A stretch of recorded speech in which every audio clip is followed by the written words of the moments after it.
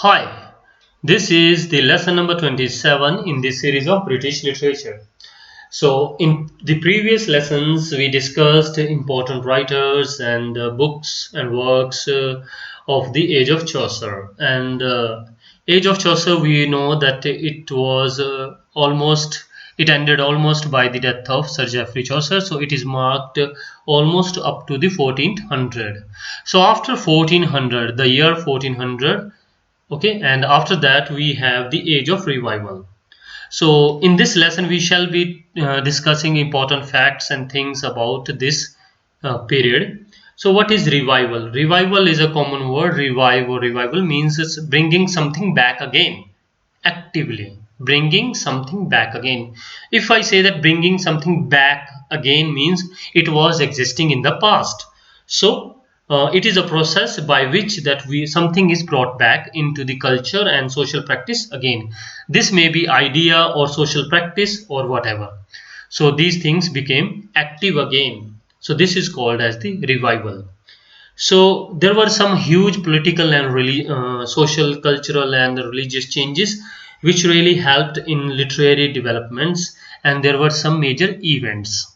So which were the things revived in this age? We shall be discussing one by one. So first we have the major reason behind this revival. That is, if something is revived, and what is the reason behind it? And the first is the printing press. Before introducing you to printing press, I would like to tell you that or remind you that we have discussed that England was involved in number of wars. There were civil wars, there were 100-year wars, and so many things. So the works related to writing or reading and all those literary habits were not there. So all those things were brought back into the practice or the habits. So this was really called as the revival. So first the printing press were the major, we can say the source or the reason why this revival happened. Earlier the books were copied manually, handwritten, and you know that how long it will take. In digital era, we now today just a single click gives you number of copies of one work. It just happens in seconds. And even that time when the printing press was introduced, it was still some achievement, because earlier it took ages or the years to translate a work, and with the introduction of the press we had found that the translation became a lot more easier. And when the not translation, printing was a lot more easier, so copies were available. So when the copies were easily printed, then number of copies were easily available and supply was so excessive. Earlier manually it was done, so not too many books were available. Now with printing press, number of books were available, and if you have an access to the books, definitely it will strike your mind to at least open up a book or read. So that really happened to the people of England. So first we have the wood block printing, and it was originated in China. Okay, it is something historic fact that wood block printing was originated in China in somewhere around 200 AD. And then we have the important fact, the most important fact, and it was asked several times in UGC net questions as well. Johannes Gutenberg, the name of the person, by his name it is famous, that Gutenberg press, printing press. And he was goldsmith by profession, and he developed a printing press in the year 1450. Remember this year, 1450. And he developed this press with the technique of movable printing, called as it is a similar structure to the structure of the typewriter we have. And what happened as the result of the introduction of the invention of the printing press? Earlier there were only a few copies available, as it was done all manually, and now with the help of the printing press, the books were printed and copies were generated far too quickly. So every work used to have a number of copies available easily, so the people got access to the books quite easily. So when people got access, they started reading somewhere. Okay, whenever you have books around you, some day, maybe today or tomorrow, you will read something. So people started reading and getting themselves indulged in the reading. So when people started reading, it really struck their mind, and they got their religious awareness, and reformation was also caused. So reformation means something like improvement or sudhar, we can say. So some social and cultural reformation was there, and it also helped in spreading literacy. So when people got aware about their religious, so some religious conflict were also introduced, like we have the Protestant and then the Catholics. So several things happened. It was the result of the literacy, or the people started reading. That is why all these things happened. And as I have mentioned already, that handwritten books were expensive as well, because it was done all manually. But now when the printing press was there, so all means such printings were quite cheap. Cheap means with the less cost. Even you say these days, with the means of printing press, these days a fast mechanism we have, everything is quite means easily available and not too expensive, as the technique is get more advanced. And there was one more change, that the people started having library at home. The people who had money, they started keeping books, and eventually it developed into the form of a library. So it became the status symbol. Even if you see in the movies, the people of high class, whether they read or not, I do not know, but they usually keep a library at home and books are available. So such was the symbol in the families, that they used to have a library. So somewhere it helped or promoted the reading habits. Okay, one more fact I forgot to mention, that in 1450 I told you that Johannes Gutenberg introduced the printing press. It was invented or introduced in the Europe, not in England. We are considering the fact about all the Europe. But when we talk about the things in England, the press first time it was used or invented, or whatever you can say, it was in 1476 by William Caxton. So in reference to one question, we can say that printing press in England was engineered or brought by William Caxton in 1476. So Gutenberg in when we talk about the Europe, and it was in 1450. So now we come to the next point. After press we have the Reformation. What is Reformation? Reforms, social reforms. What is Reformation? In general, Reformation means to improve, to remove all those bad things or the corrupt things from the everyday practice. But here the Reformation means or Reformation is related to the religious practices. So first we discuss a bit of the things about the Christianity. Before Christianity was spread in the Europe, all the Europeans, or the almost in Europe, the people were pagans. So who were the pagans? The pagans were the people who never believed in God, or rather they were worshipping the natural things like earth, moon, water, or there may be some Greek gods or goddesses related to them. But when the Christianity was introduced, and the follower of the Jesus Christ, the followers of the Jesus Christ were called as the apostles, and they started spreading Christianity. So the religion started. We can say Christianity as a religion started. And apostle means these people were the chosen by Jesus Christ himself, and their main objective was only to spread Christianity. And their religious institutions were called as the church, and later termed as the Catholic Church. So orthodox form of the church, we have Catholic Church. They followed very rigid structure and rigid beliefs, and especially they have some firm beliefs and thinking, and they were against the sins, and they have firm belief in being pure and chaste. So they have very rigid form of their beliefs and religious structure and their practices. It is also believed that the Christ's preaching were taken rigidly and not the way it should have been. Somewhere the people may have taken whatever the Christ has said, and the people may have taken them so rigidly. It may not have been so. So that is why we have now, in contradiction, the Protestant movement. So there is one side we have Catholic or Catholicism, and contrary to them, or somewhere in religious practice against to them, we have the Protestants.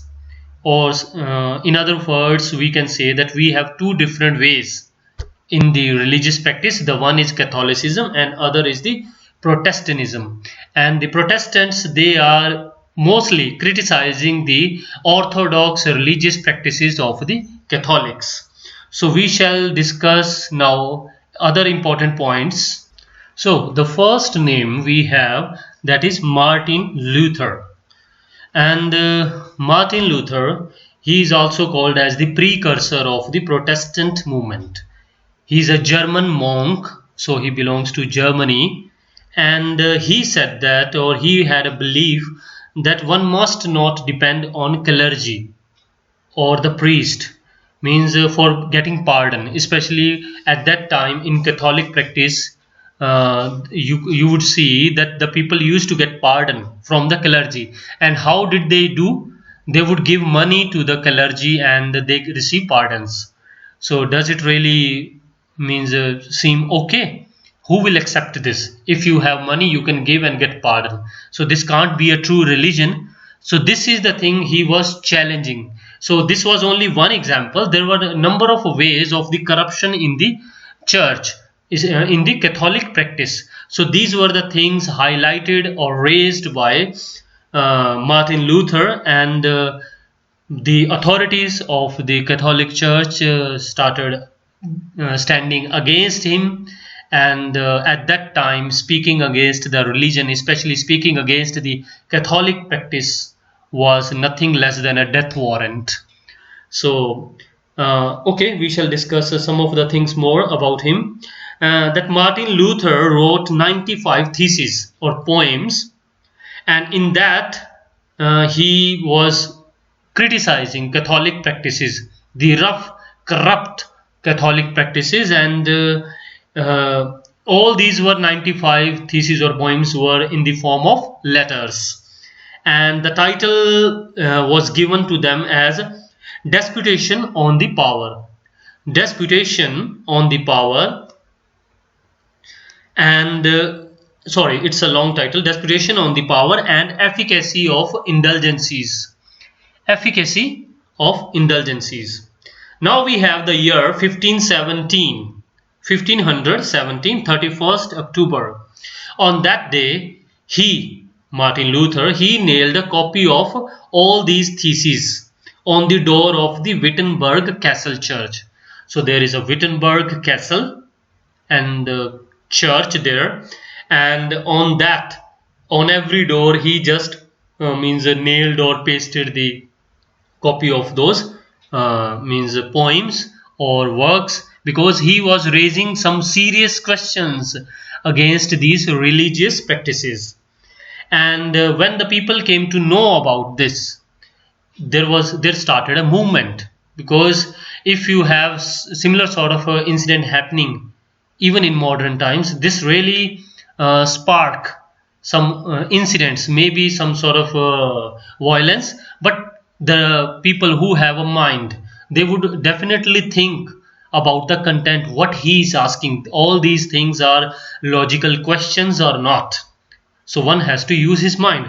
So similar thing happened there. So many people turned against him, and so many people also, okay, maybe less in number, they also supported Martin Luther for having this idea of questioning the corruption.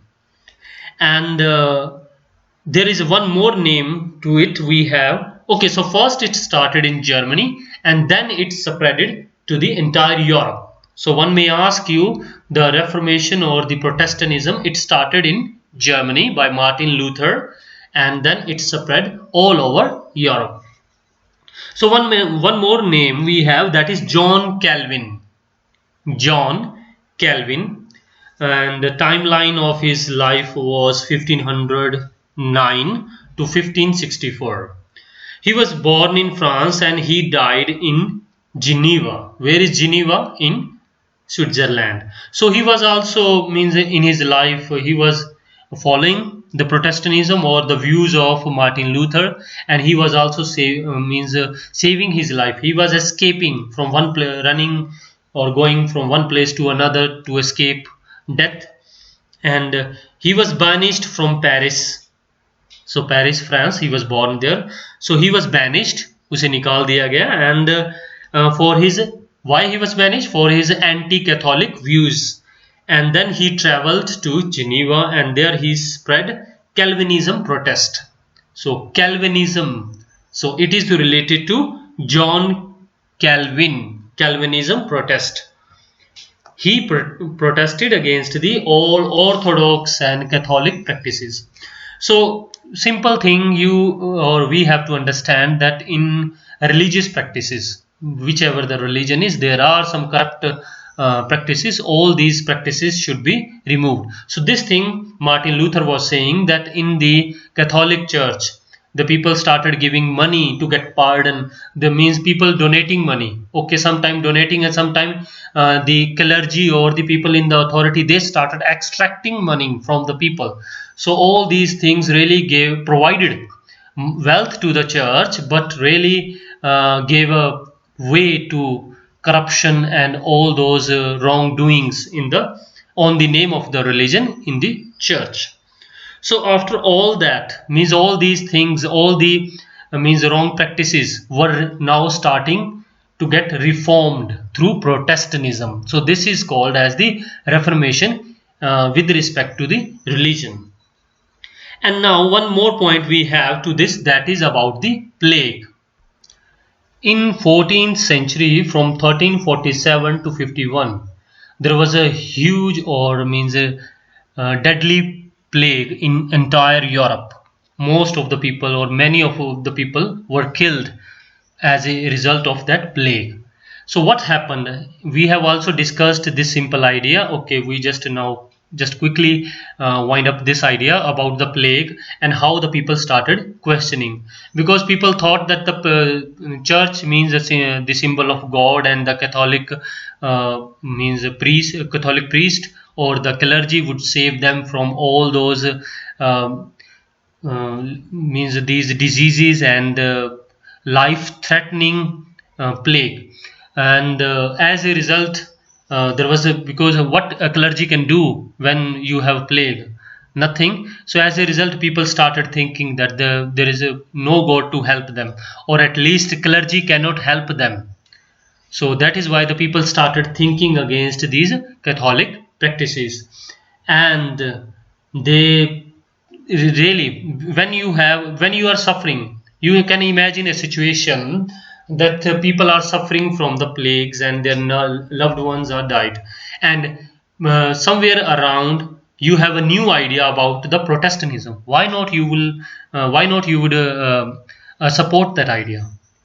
Because Catholicism or the common practices of related to the Catholic Church, they were not helping the people. People started losing their faith, and that is why many of the people turned against these these Catholic practices or Catholic Church, and they started supporting the Protestantism, which really resulted into a religious reformation. And now one last point, as the result of this reformation we have the people started writing prose works, because people now, especially the literary persons or who means have read number of books or text, they started writing things in the form of prose, especially to give the message to the people. And they started writing things, and people started reading them. That really sparked new light of knowledge among the people. So all these things we see as the part of Reformation. So among the Christianity, we just make a quick comparison of the Catholics and the Protestant before ending up this lesson. In Catholics, we have Orthodox Church and the clergy system, and the people follow the proceedings or the procedures of the clergy, and whatever the preaching a clergy make, people follow them and get their pardon. If it was a social or a usual practice that the people are getting pardon from the clergy by giving money. And Protestant, they were the followers of the Martin Luther, or you can also include one more name, that is John Calvin. And what Martin Luther was saying, now we haven't discussed this idea, what the Protestants were saying. The Protestants were saying that one should not, or one must not, depend on the clergy for pardon, first, and second, one should read Bible himself. Earlier, you would be surprised to know that people were not allowed to read Bible. Even when we were talking about Wycliffe, the writer, and he wrote Wycliffe's Bible, and that time we were talking about this point, that people were not allowed to read Bible. Only the religious authority or the people like clergy or the priest, they were allowed to read Bible, and they would give the translation, or they would interpret the things according to their preferences. If something is given in the form of a religious text, they would interpret the things according to their own preferences and according to their own benefits. So what Martin Luther was saying, that the common people should be allowed to read the things themselves. They would read Bible themselves, and they will understand what is said or what is written in the Bible. So things should be more clear to the people. And people should start thinking themselves that whether it is written in the Bible, it is correct, it is applicable or not. So this was the views of the Protestants. So we have discussed some of the important things in this lesson about the revival. So I just quickly wind up the things, or just give you a quick recapitulation of these things.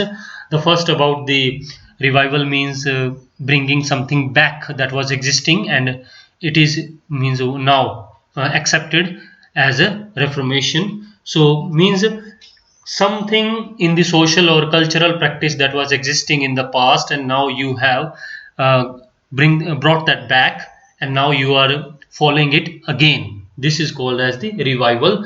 So then we discussed about the printing press. So two names we have to remember, that Johannes Gutenberg in 1450, and then we have William Caxton in 1476.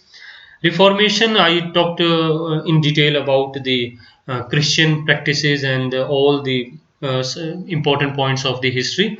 And Reformation, simply you can refer it to religious things. Means there was a Reformation in the religious practices, because religious practices are no way different from the social practices.